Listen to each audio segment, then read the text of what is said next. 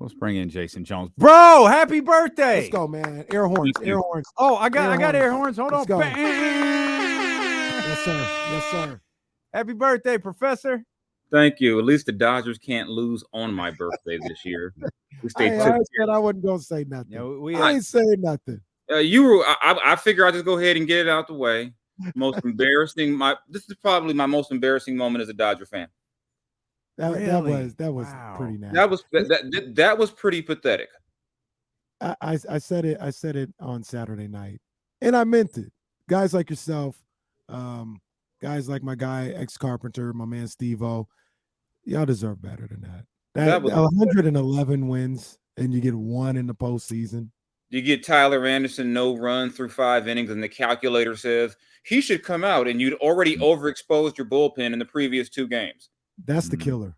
You'd already overexposed them, but made Vesia, Almonte, and all those guys so good that you didn't see them every day. And you're playing a team from your division. They've seen your guys a lot. And I'm just like that, and I know everyone's on the big as Dave's fault, but I'm like, even if you fire Dave Roberts, they'll just hire another guy who will listen to their calculator. Yeah. I mean, it's baffling that in a must-win game, your starting pitcher is dealing. Let's pull him out. The killer with that, Jason, that I said yesterday is, I mean, at least let him get into trouble. Right. You know what I'm saying? Like if he goes down to 6 and if he gives up 1 base runner, all right, cool, pull him. But like give him a chance. And it's just crazy because for years, when Kershaw would get in trouble, they'd leave him out there to hang. But everyone else is like, and then you start Gosselin game 3. The man's barely played in a month. Yeah. Like he looks a little off. Duh, he's off. And like then you go to Heaney, who should have been starting probably anyway, or Anderson. I mean, I'm used to it. It doesn't make it any better, but oh well. At least the Raiders didn't lose this weekend either, and so hey. Well, the Lakers might lose. We weren't going to bring it up, so that's okay. I mean, hey, I know Kings fans. I know Kings fans are hyped up. It's like they think they're 33, whatever it was last season. Now becomes like 48, and they're talking. Oh, we're not going to be the play, and we're going to be 6. Calm down. Let's calm down. Before we get into Kings, do you know if Anthony Davis is playing tonight? I haven't even looked, man. I ain't even gonna lie. I ain't checked.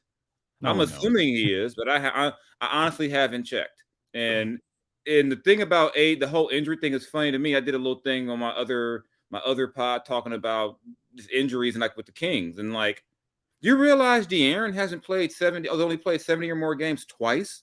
Yeah. And that's just wild. I mean, you look at just across. I know AD gets all the jokes, but it's a bit unfair because 2 of those were 72 game seasons. Well, he misses big stretches of games. He does. Yeah. I mean, and this team can't survive when he misses. I know some of them were a couple 70s, but he can't play 59 games a year no matter what. Yeah. And you look at that, you look across a lot of guys miss a lot of games. And I think part of it is the load. I think AD gets a really unfair rap for missing games because a lot of those games he missed in New Orleans or end of the year were tanking games, and they weren't going to play him anyway. And I just think it's really funny that Barkley makes up this name, calls him street clothes, and then when the guy goes out there with a pulled groin and tries to play, he says, "Oh, he shouldn't have played." He did say that. I'm assuming he's playing. I haven't heard anything. I don't know if Russ is going. Like I said, I'm chilling today. I shouldn't say that. I'm not off work, so I shouldn't say I'm chilling. But I've still been working. So let me ask both of you guys a question, kind of about that injury thing. Why do you think that is? And this is no shot at the older guys, but I'm just looking at the way everything is just like magnified today in sports. Do you think they play harder on a night in and night out basis? And not to say that they were dogging it in the 80s or 90s, but like if you fall asleep or don't work hard on an assignment in game 45, it's going to be on Twitter all night long. And the coaches are, synergy's up minutes after the game. Oh, we saw where they get it at halftime. They look at the film at halftime. Like, do you think that plays a factor in these guys kind of getting hurt or wearing down, or when I say they play harder on their bodies? I don't know if they play harder. I think science-wise, we're smarter.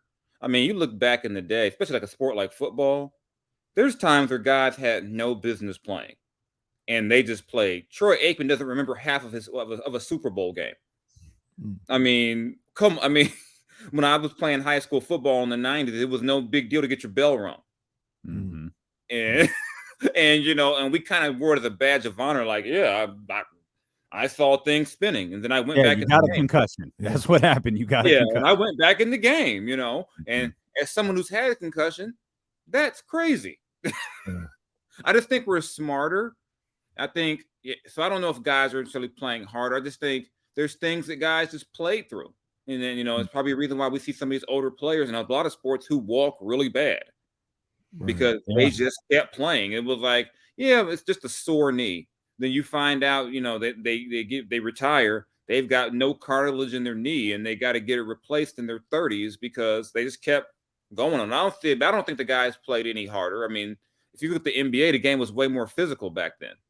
Yeah, they might play smarter now. They play smarter, and it's a different mindset. I think guys like in that 80s and even the 90s. I think even to the early 2000s, the Kobe era. Guys took pride in saying, I'm going to play 80 games and then get to now. Guys are like, I'm going to get this money, so I'm going to save my body. And it'd be different if, say, a guy like Zion, who pretty much has only played one full season, was going to be like, you know what? You're not getting that max contract. You haven't played. He's getting the contract anyway. Why would he go out there? Right. I think the way the CBA is set up has helped it too. Like, when Kawhi was a free agent after he left Toronto, the whole league knew that knee was not going to hold up. Everyone knew that knee was bad, and that eventually he'd probably need another surgery, or as one scout told me, he'll never play more than 60 games in a regular season again. But it wasn't like you weren't going to not pay Kawhi a max deal.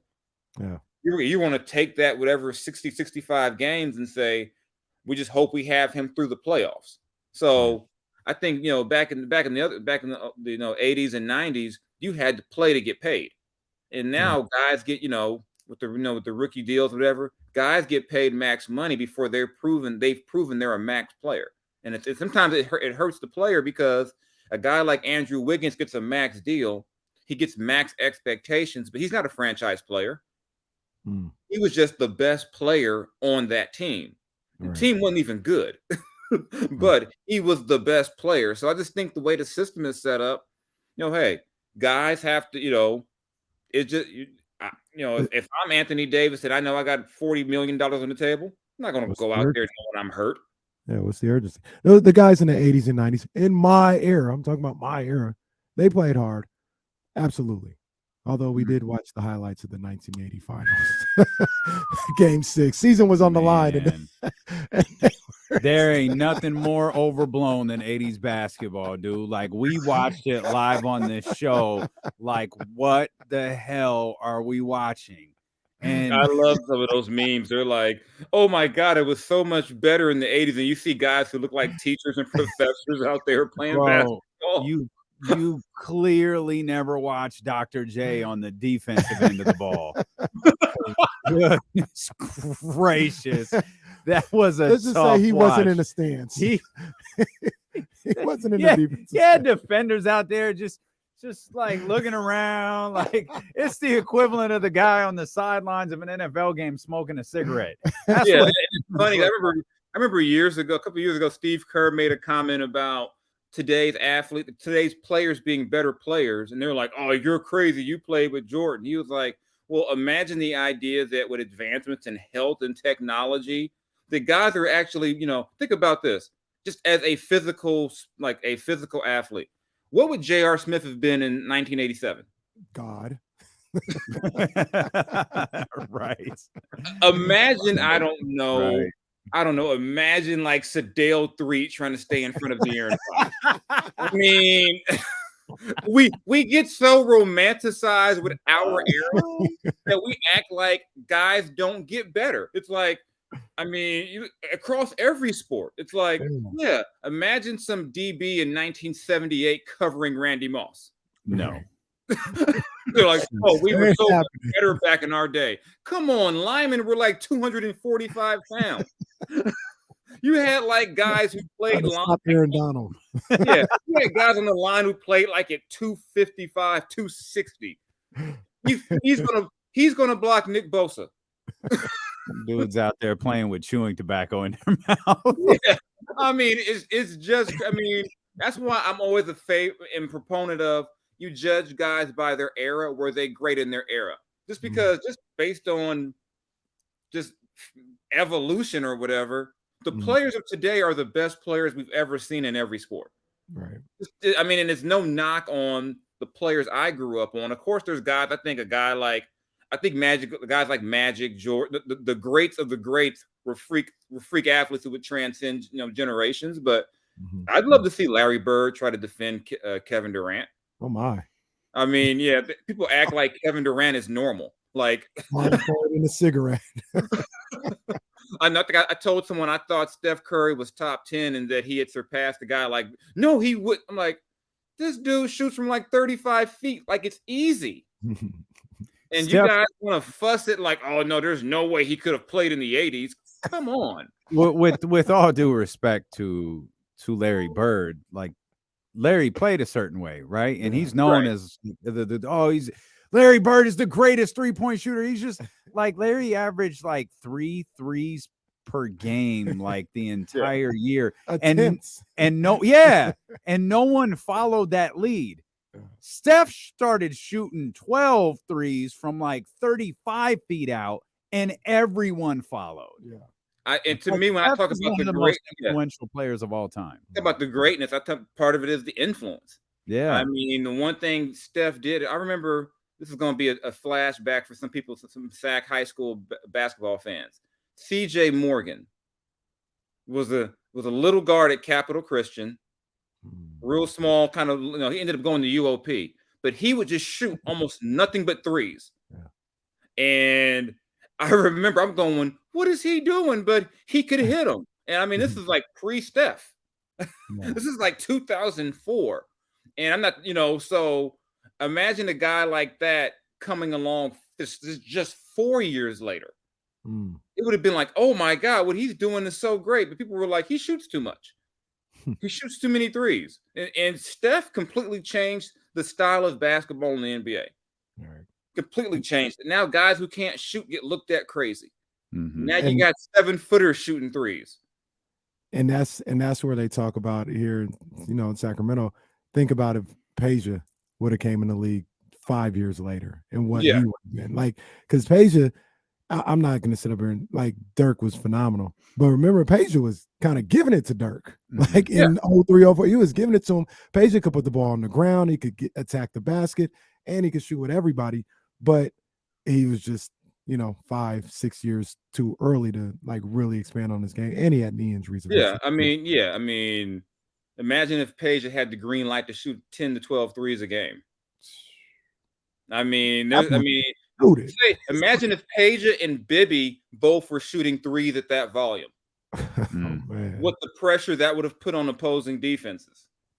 Just the notion that Mike was going to pull up anyway. But if Mike might pull up about 12, 14 times in a game, now you see what he does with Steph. Now you got to extend your defense.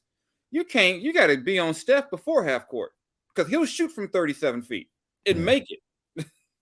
Maybe if they were shooting from further away in Game 7, they would have made more. Hey, the free throw line was still 15 feet. Oh, they make free throws. They're playing New Jersey in the finals. And winning in 3. The free throw line was still 15 feet old. Facts. What was it? Shaq who used to shoot it from like 18, 19 feet away. Someone used to. Nick Van Exel used to shoot it from like 18. There's a couple of guys who would move back and forth. Like Dwight did it too. Yeah. A couple of guys tried moving back. Remember when Rick Barry said Shaq should underhand? Yeah, I remember that. Shaq laughed at him. Shaq, I'd rather miss like a man and shoot underhand free throws. That's crazy. uncalled for. Chris got better. Chris got a lot better at free throw Chris shooting. got better. Did Tim Duncan got a lot better too. Yeah. he? Yeah. Because Yeah. remember, back in the like 80s and 90s, it was almost acceptable for your big man to be terrible at free throws. Yeah. It was like, why are they so bad? Well, they only shoot within 4 feet of the basket. You know, why are you asking them to shoot from that far out? Yeah. Then I think part of the evolution of the game, you know, hey, it's okay if a guy who's over 6'4" can make a free throw. It's okay. You know, and a guy like Dirk was like, you know, I'm going to step out and shoot not just free throws. I'm going to shoot threes. Yeah. Well, somebody that's going to shoot threes this year, hopefully. De'Aaron Fox, Malik Monk, Kevin Huerter, Keegan Murray. A lot of the Sacramento Kings, hopefully, shooting threes this year. Jason, we're opening day for the league, but on the eve of opening night for the Kings. How you feel about this team, man? Is this a playoff team to you? They're a playoff contender. I think they're a legit contender to get in. I mean, which is a big step for the franchise. You know, I don't know if they get in. I just think once you get past like 6 in the West, that 6-7 range is going to be a fight. To me, I think my barometer for them will almost be if they're ahead of Portland by the end of the year, that means they're at least in the top 10. Because I think you got 11 teams for 10 spots because the other teams don't care. They're all in on the lottery. And it's kind of a tough spot for the. I was like, when I was watching Victor and all that stuff in the G League, I was like, of course this would be the year the Kings aren't tanking. I'm like, that's the guy to tank for. But the Kings never tank. They just lose. And it's not the same thing. Like losing. Which is bad because it was like you're fighting to be like 9th. It's like we went all in to like never make progress. But that's the unique part of this year, Jay, is losing isn't going to be enough. Like you have to be bad. Yeah, and they're too good to be that bad. They've got too much talent to be that bad. It's almost that like they call it that. What does Jeff Van Gundy call it? Basketball purgatory. You're not a championship team, but you're not the Orlando Magic, or you're not the Utah Jazz. So you're in that weird space where you're not going to be a contender. You might make the playoffs, but you can't do anything once you get in. But I don't think the Kings can afford to wait around for another, savior. They might have gotten lucky with Keegan. That might be their guy. So go ahead and write it out. And I think they can be a playoff team. For me, it really comes down to, can you get 70? If you get 70 games out of De'Aaron, I think you're legit talking about a top 10, top 8 team. But if we're talking about, 58, 55 games out of De'Aaron, to me, that's a lottery because you can't duplicate what De'Aaron gives them. Davion Mitchell can't play like De'Aaron. And I think, you look at, and he's got help. A guy like Sabonis, you look at his numbers. What was his best year? 2012 and 7. Even last year, it's like 18, 19, 12 and 6 or something like that. 7 assists. Almost a triple double. You got 2 legit options. You can run your offense through. I like Keegan. I think everyone likes Keegan Murray. I like that they've upgraded the 2 guard spot. If it would have just been Monk, it'd have been like, but you get Huerter and Monk. That's a major upgrade at that. That's the best they've been at the 2 spot in years. Yeah. And I'm sure you guys are happy. That means there are no Buddy Hield minutes this season. Out of nowhere, Jason contributes to an RKO out of nowhere. Jay, we have no idea why Buddy Hield. I got Cody Rhodes on today. It's a crossroads out of nowhere. Oh, crossroads! It's like Buddy gets a shot every single day. I'm sorry. I shouldn't have done that. I like Buddy. I like Chavano. It's just so easy to tell Buddy Hield jokes. I shouldn't do Chavano like that. That was my dude. We had a lot of fun discussions about life and the Kardashians, and he told me that in the Bahamas they use seasoning at their Burger King, so their Burger King was better than our Burger King. Oh, okay. I wouldn't know, so I'll ride with it. Buddy was a fun guy to be around. You know who I bet has some good Buddy Hield jokes? Adam Sandler. We're going to send you to see Adam Sandler at the Golden One Center. It's Jason Jones's birthday, so we're giving presents to you. Adam Sandler, Golden One Center, December 7th, caller number 3. right now. 916-909-1320. Again, caller number 3, 916-909-1320. We'll send you to see Adam Sandler at the Golden One Center. Go ahead, Casey. No, I was just I agree with everything that Jason said when he talks about this Kings team. The thing that I look at is I think they could be a much better three-point shooting team than they were last year. I think we talked about this. I can't believe this. I think they were like 28th or something like that in three-point shooting last year. I think they can move up to middle of the pack, if not higher than that. I think they can shoot the three ball really good. They got guys all over the floor that can shoot it. The only ones that really can't are Fox, just based on the past, but who knows if he's improved or not. Sabonis, I don't think he's going to be a three-point shooter. And maybe Davion, but everybody else can shoot the three. And in this preseason, I know it's preseason, but what they average like 17 threes a night or 14 or something. We like never that. actually did the math, but it was, I think, 17 made threes. It was 9, 17, 20, and 21. Yeah, I think they're gonna shoot the three ball well all night, or all year, and that's gonna make their offense possibly a borderline top 10 offense. I mean, and they got to be, because I mean, as much as I like what they've shown kind of defensively in the preseason, I'm not going to be convinced that this team is all of a sudden a great defensive team. They're going to have to be able to score. They're going to have to be able, because you still got some key guys like, Sabonis has never been known to be Dikembe Mutombo, or no one's confused. Prayers, by the way. Yeah, indeed, yeah. No one's ever confused my guy Malik Monk with like Michael Cooper coming off the bench to lock people up. So, they're still, and to me, the key goes back to De'Aaron. De'Aaron can be an all-league defender. He has everything you need to be a first, second team defensive point guard. He's smart, athletic, quick hands. What's killed the Kings in previous seasons is that opposing lead guards have come through and just did whatever they felt like. And, would that be anybody? That'd be a Kyrie, Dennis Schroeder, whoever happens to be playing for the Orlando, anybody would come in and get their money on the Kings. So if you shut that down a little bit, they can be working with something. But, it starts with De'Aaron. To me, this season still is about, their team is still about De'Aaron. 16 made threes, by the way, per game in the preseason. Championship. 16 made threes. Championship. The first in the league last year was like 14.8. I think Jason's right. We're talking playoffs. The bar's way too low. Yeah, I mean, I don't know why we're just settling for like the play-in. I think they're getting in the playoffs. That's what I'm expecting. That's what I said. Playoffs. I said the bar's too low. We're talking championships. Jason's on the right side. We're talking about, will they have home court in the first round and the second round? We're talking, you're talking about Western Conference Finals. We're really talking about, is the parade on a Friday or a Sunday? Friday. Well, there it is. Dilo and Casey broadcasting live. They can't keep us from broadcasting downtown. They'll try, but they can't.